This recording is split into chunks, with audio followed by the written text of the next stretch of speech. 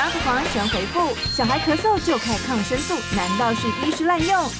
我知道很多人讲到抗生素，就是会有点害怕这样子，然后想说能不用就不用。可是为什么会有那种很多状况，就是小朋友咳嗽，医生会开到抗生素，这样会不会有滥用的问题啊？首先我们要知道，我们抗生素有百种，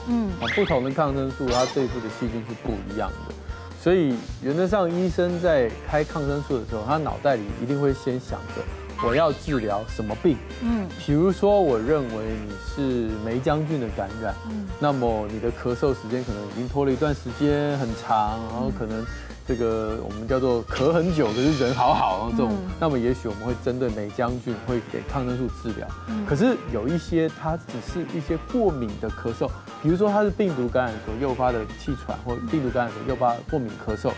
结果医生就突然之间给你开一个日舒或开一个红霉素，那你说那医生请问我是梅浆菌吗？医生说不是，那你为什么给我开红霉素呢？这个时候他可能懒得解释，就你回去就乖乖吃就对了。那实际上是因为红霉素这一类的药物，它有2个功能，除了对抗梅浆菌的这个抗生素的功能之外，它还有另外一个所谓的调节免疫的功能，它会帮助我们呼吸道的这种发炎反应能够稍微缓和下来。所以其实抗生素是一个学问很大的，我们刚刚才只是讲了几个用抗生素的种类，甚至有的时候，我们的剂量也会有不同，不同国家它抗药性不一样，我们选择也不同，所以这些中间当中有很多